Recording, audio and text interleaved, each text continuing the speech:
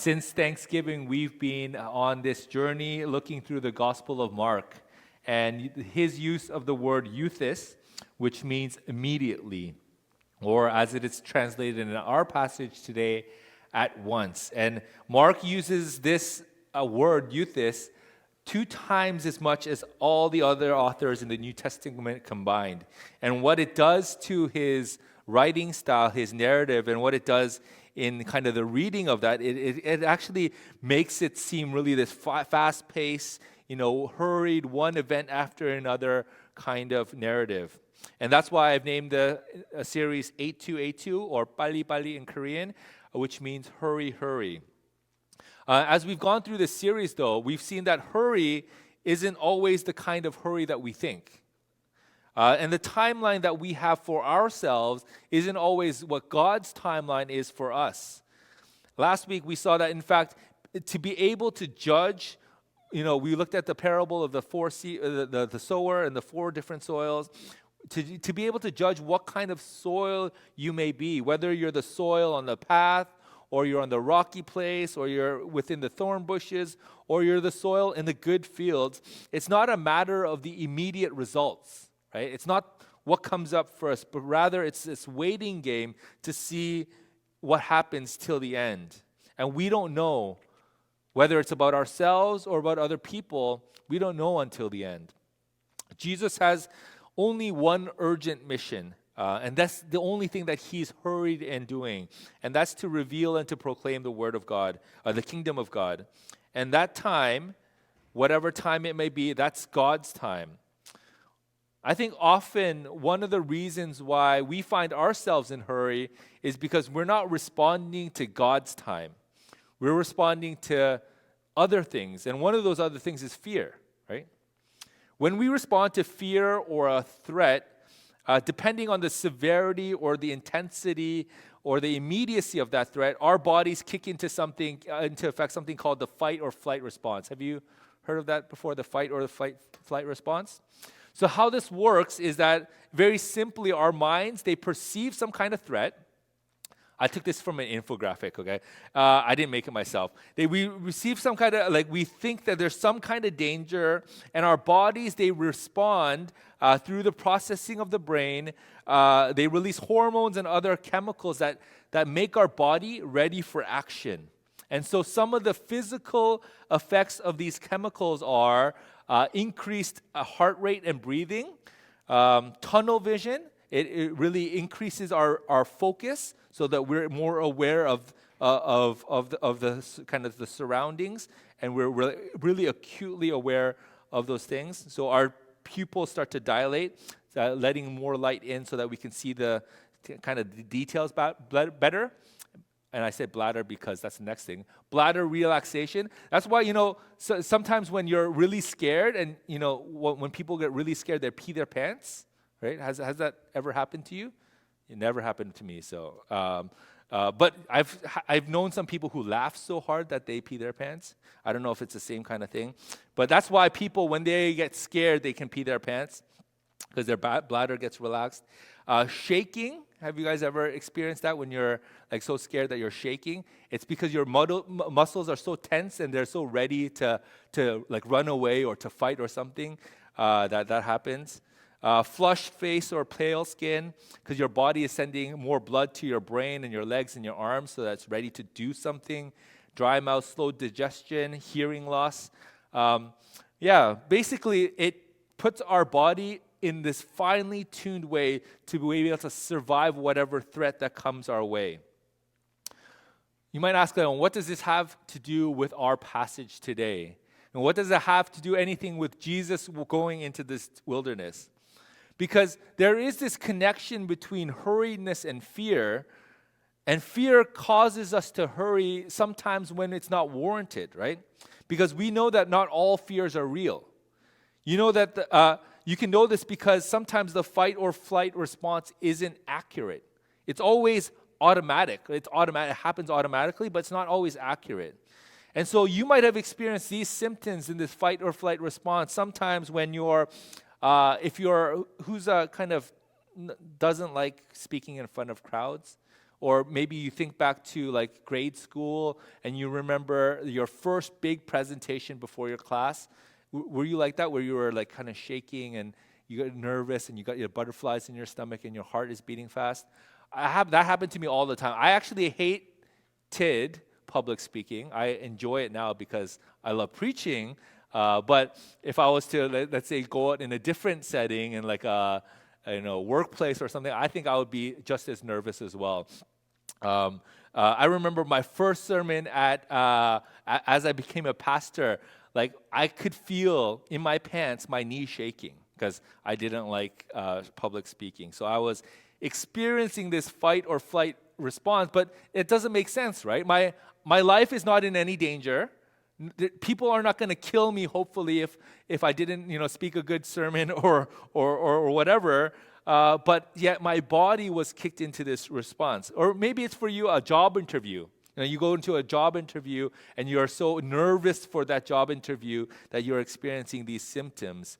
And a lot of people, they experience these symptoms when they're going through, periods of anxiety or depression, manic depression, because our minds, they perceive this threat and they release the hormones to kick in this response. And it's a response to stress. And sometimes that stress that you feel from the outside, the cause of that stress is not real. The response is real because you're feeling it, but the cause of fear behind that response is not. And that's how phobias work. I have listed here some of the kind of the more common phobias. Acrophobia, do you guys know what that is? The fear of heights. Acropolis, the Greek fear of heights. So, this is a phobia because those who are afraid of heights, it's not because like if you're on a high cliff, as long as you don't jump off, there's nothing to be afraid of, right? If you're on a roller coaster, there's nothing to be afraid of. It's most of the time it's perfectly safe, right? Aerophobia, do you guys know what that is? It's the fear of flying. Anybody have aerophobia, fear of flying? No? I have this friend on Facebook. He's a university friend of mine.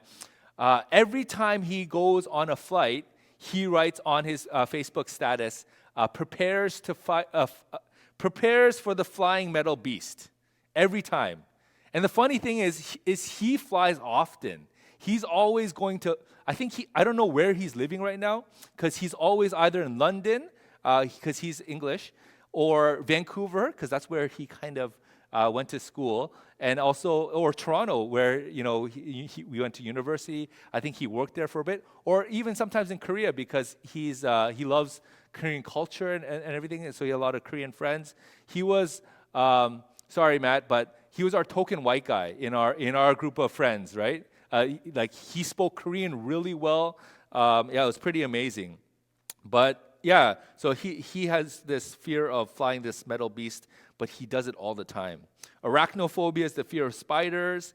Astrophobia, fear of thunder and lightning. Autophobia, the fear of being alone. Anybody have that, fear of being alone? Claustrophobia, small, confined, or crowded spaces. Hemophobia, fear of blood. Anybody have hemophobia? Hopefully not anyone who's studying kind of the life sciences. Hydrophobia, the fear of water. And ophidiophobia, which is the fear of snakes. I think everyone has some kind of fear of snakes, right? But we're looking at I was looking it up, and here are some of the weird phobias. Paganophobia, which is the fear of beards, right? So I feel like November would be a really hard month for those people with paganophobia. Trypophobia, you guys might know this, it's very common on Facebook, is the fear of holes. Yeah, it's kind of weird. It's kind of freaky, actually, if you see the videos. Triskaidekaphobia. This is the fear of the number 13. I guess in their mind, they think the 13 is a bad number. Maybe those in like a Chinese background may have the fear of the number 4. I think that's a big thing. I think Kevin was telling me that when he's designing rooms for Chinese clients, that you have to avoid the 4th floor and numbers with 4 and stuff like that. Anyways, Uranophobia is the fear of heaven. Yeah, fear of afterlife or heaven, which is weird. And I think it's because they may feel like they're gonna, once they die, they might get judged and not get into heaven. So they have this fear of the afterlife. Ombrophobia is the fear of rain, right? So if you live in London or Vancouver, that's not really a good fear to have. I think this is something that all of us have. Nomophobia, the fear of not being in an area with no mobile coverage, right? Yeah. I wonder if there's like a no Wi-Fi phobia or something like that. And then omphalophobia. I wrote this because my kids have omphalophobia, which is the fear. Omphalophobia is the fear of belly buttons. My kids, they love my wife's belly button, so they have omphalophobia. And at the very least, this list of phobias shows us and tells us that sometimes fear is not a function of rational thought or something that's logical and really easy to understand, but often it's this connection to some maybe traumatic emotional experience or something in their past, which is important because our irrational response to fear, whether it's mental illness or just a one-time thing, it's not something that we can educate ourselves out of. Right? We can't tell ourselves to stop responding to fear in the way that we do. In the same way, you can't just tell someone who is experiencing mental illness to get better. It's not a rational thing. It's an irrational thing. It's an emotional experience that happens because of the body and our body's response to that. So the irrational response to fear can only be overridden by unhealthy emotional experiences that rewire our bodies to react in a different way than it previously reacted in a negative way. So I'm telling you this because there's another fear I want to talk about is satanophobia, which is the fear of Satan. And this is a fear that Jesus did not have, right?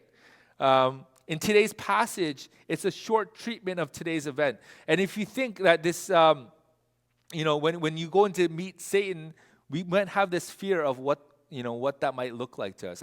Like, how many of you guys are really excited to go face to face with Satan? Or if you knew that you were going to see Satan tomorrow, that you wouldn't be also afraid. But, so Jesus here, he is not afraid. In Matthew, in Mark's verse, it only takes 2 verses to tell this story. In Matthew, this story takes 11 verses, and in Luke, 13 verses. And each of these stories kind of show how Jesus is not afraid of Satan, that he overcomes kind of the temptations and the tests of Satan, and he has authority over Satan himself. And in Mark, that's what the emphasis is. These 2 short verses the emphasis is that Satan tries to tempt Jesus, he tests Jesus, but Jesus wins. And that's what Mark is trying to say, that Jesus wins. And that's my first point today, is that Jesus defeats Satan. Mark doesn't even say it in the passage. If we read it again, it says, "At once the Spirit sent him out into the wilderness, and he was in the wilderness 40 days. Not for 40 days, just 40 days. Being tempted by Satan, and he was with the wild animals, and the angels attended him." So Mark doesn't even talk about the test. He just says Jesus was sent out into the wilderness, and then Satan tempted him there, and he came out the other side. But it's really clear that this encounter with Satan was something that was gone and past. It was done and over with. Even throughout the whole gospel, there's this constant struggle between the forces of Satan, whether it's being demon-possessed people or other demons, or Satan himself, versus Jesus, and Jesus always wins. The Satan always loses. Demons are cast out. They tremble before Jesus. And even at the cross and the burial and the death of Jesus, there's no mention of Jesus' victory. It's just given. Jesus wins. The fact that Mark is here writing this gospel in this post-resurrection setting after Jesus is resurrected from the dead is evidence enough that Jesus wins. The fact that you guys are sitting here today and that we're worshiping God is evidence enough that Jesus wins. You don't have to read it in the Bible to know that to be true. You don't have to, people say name it and claim it, right? You don't have to do that. You don't have to bring it into existence. You don't have to call the universe to realize that Jesus won. It's already been done. It's already been completed. Regardless of whether you believe it or not, sorry, but it's not all about how you understand it. It is true. Right? It's fact that Jesus has already defeated Satan. And what that means is that nothing in this world has the final word. Right? Nothing that Satan or the devil or evil can throw our way has the final word on our lives. We've been talking about poverty through our partnership with Compassion. And we see that poverty has existed throughout time. And it might even describe your experience, or you might have an experience with poverty. But poverty has no final word. It does not have the final word on someone's life. Because poverty has no bearing on our eternity. Jesus has defeated every other sin.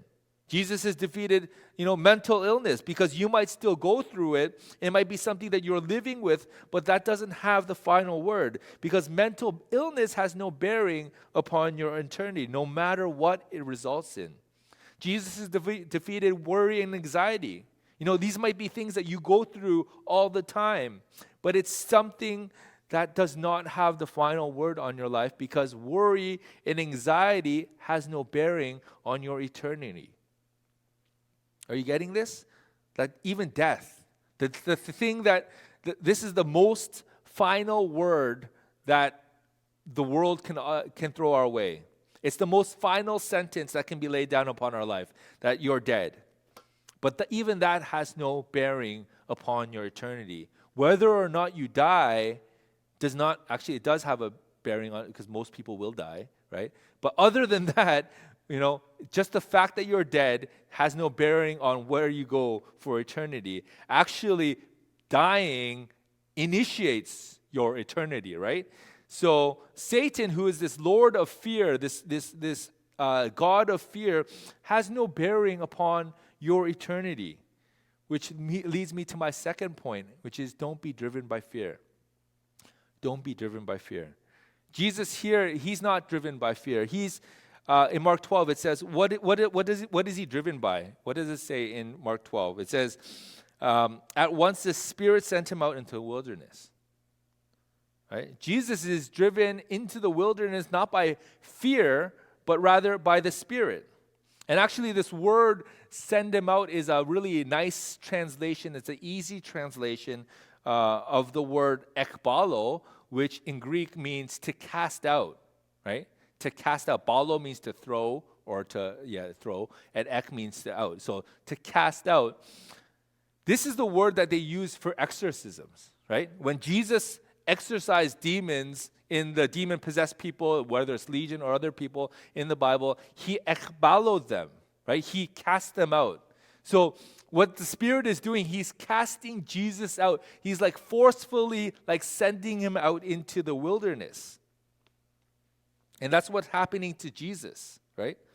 And it's not by the spirit of fear, but rather the Spirit of God. And what the Bible talks about the spirit of fear in 1st, 2nd Timothy, it says, God gave us a spirit not of fear, but of power and love and self-control. In Romans 8:15, it says, the Spirit you receive does not make you slaves so that you live in fear. Rather, rather, the Spirit you received brought about your adoption to sonship. And I cite these two verses because immediately before today's passage, what happened was Jesus was baptized in the River Jordan.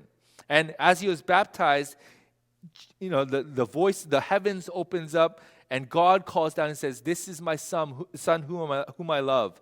With you I am well pleased. In this, right before this passage, he's receiving this identity, this calling of God. God is saying, you are my son. And the Spirit comes down upon him.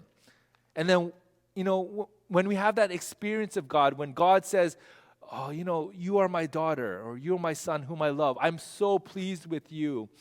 We kind of expect that life will get better, right? When the Spirit of God fills us and we're full of the Spirit, we kind of expect life will be better.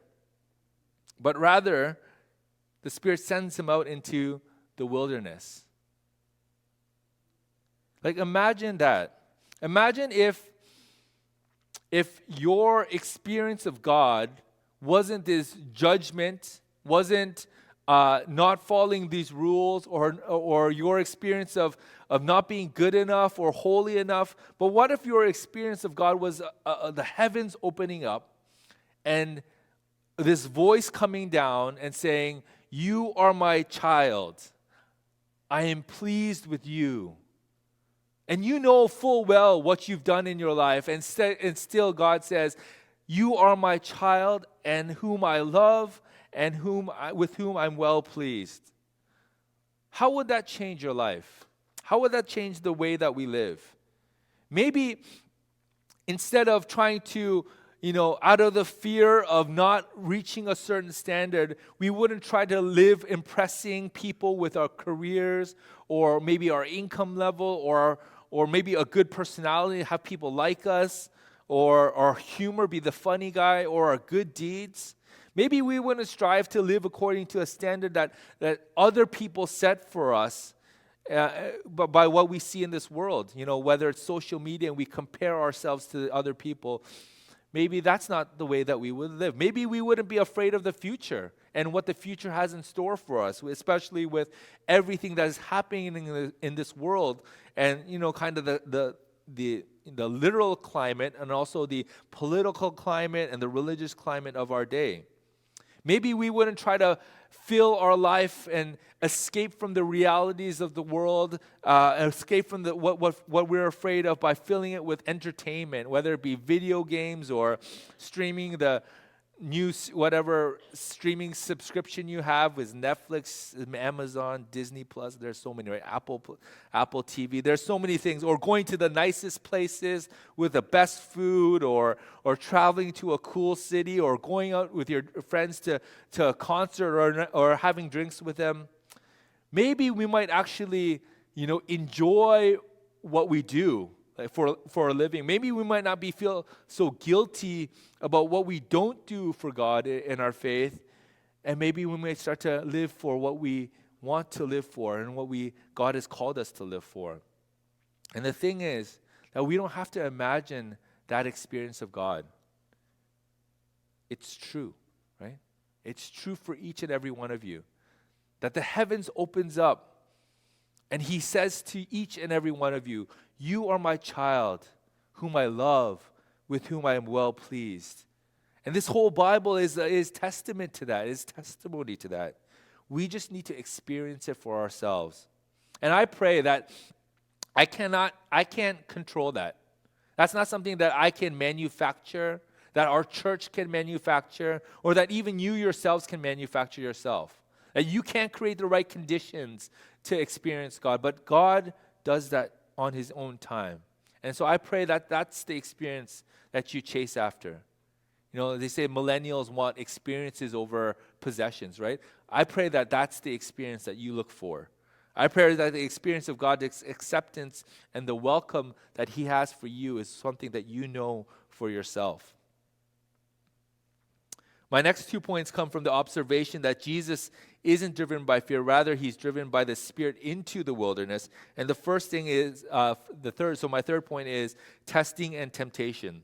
In Mark 13, the first part of that, it says, He was in the wilderness 40 days being tempted by Satan.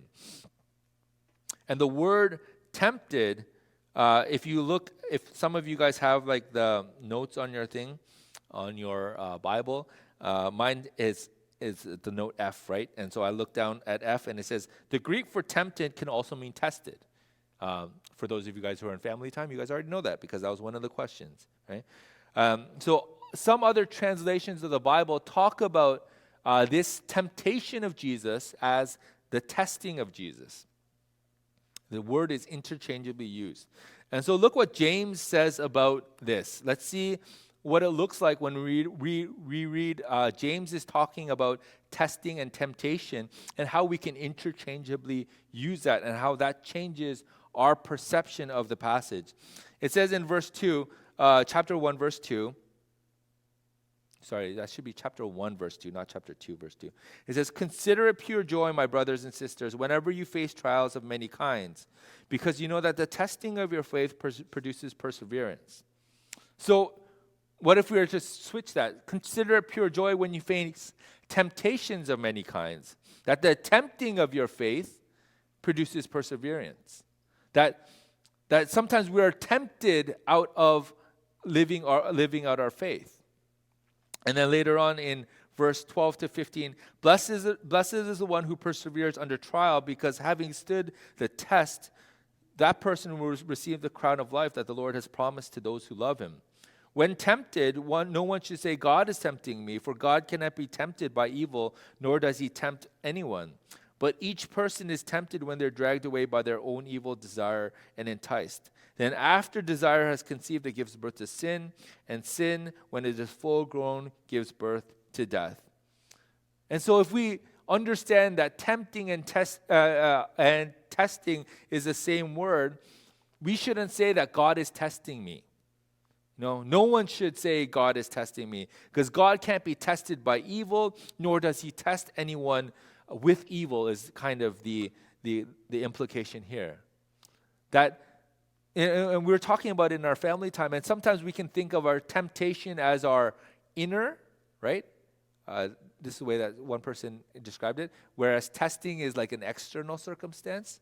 But whether it's internal or external, it's something that we need to overcome, right? So, like the way that I feel about temptation is that sometimes when I think about temptation, is that I fall into temptation, right? That I succumb to temptation. And actually, overcoming temptation isn't like something that is amazing or something good. I should pat myself on the back, right? Because when you ace a test, that's something that, oh yeah, I did a good job, right? But when you don't fall into temptation, it almost feels like you're just maintaining the status quo. You're just doing what you should be doing anyways, right? But when we think of that, temptation and testing is the same thing. When we overcome temptation, when we don't fall into temptation, God is saying, that's exactly what I want you to do. I'm so pleased with that. And I don't know about you guys, but when I think about not falling into temptation, that's not the kind of feeling I get. I don't feel so proud of myself. When I ace a test, when I feel like I've overcome a test that God has thrown my way, then I feel good about that. And you see here that Jesus isn't tempted by Satan. He's tested by Satan. He's tested in the way that his mission is tested. His identity is tested. He's seeing if Satan's trying to see if he can change Jesus' mission. And that happens right after he's baptized. Temptations are just tests of faith. And when we overcome temptation, we're passing a test. And that's why we should rejoice when we face these trials, because it's an opportunity for us to test our faith. And we rejoice when we overcome, when we don't fall into temptation, because we are shown to be true. We rejoice because if we fail, even in our failures, that doesn't have the final word upon us. Because Jesus has the final word. And Jesus never fails. So we know that failure ultimately isn't our end, kind of like what we were talking about the 4 soils last week, that we don't know if we're in the rocky soil and we fall away until the very end. So until that end happens in your life, we can have faith in the grace of God, which is my final point, that Jesus goes into this domain of fear. He goes into the wilderness to defeat fear. In 1 John 4:18 it says, "There's no fear in love, but perfect love drives out fear, because fear has to do with punishment. The one who fears is not made perfect in love." And we see this played out time and time again in the ministry of Jesus Christ. Jesus enters the wilderness and he wins. He defeats Satan. Jesus goes to the demon-possessed man and he casts that demon out. His love casts out that demon. Jesus goes to the sick and dying, and his love and compassion for those people who are sick drives out the sickness and illness. When Jesus goes into the stormy seas, his love calms the storm. When Jesus goes into the grip of the Roman Empire, he dies in love, perfect love for us, so that he can free us from that empire. And he also frees us from the sin that entangles us. Jesus goes to the sinners, and in love, he accepts them, dies for them, and frees them from the sin that has enslaved them. What do you fear? What's the fear that is driving the hurry in your life? What is the fear that is causing you to be so busy with your life that you're going from thing to thing or working so hard? Or is it fear of poverty? Is it fear of not reaching a certain status? I pray that the love of Jesus Christ might enter into that fear of yours, whatever fear is driving your life, and drive out that fear. Because Jesus Christ's perfect love has the ability to drive out that fear. And finally, let us also be the people of love that enter into places of fear and drive out that fear with the love of God. Let's pray.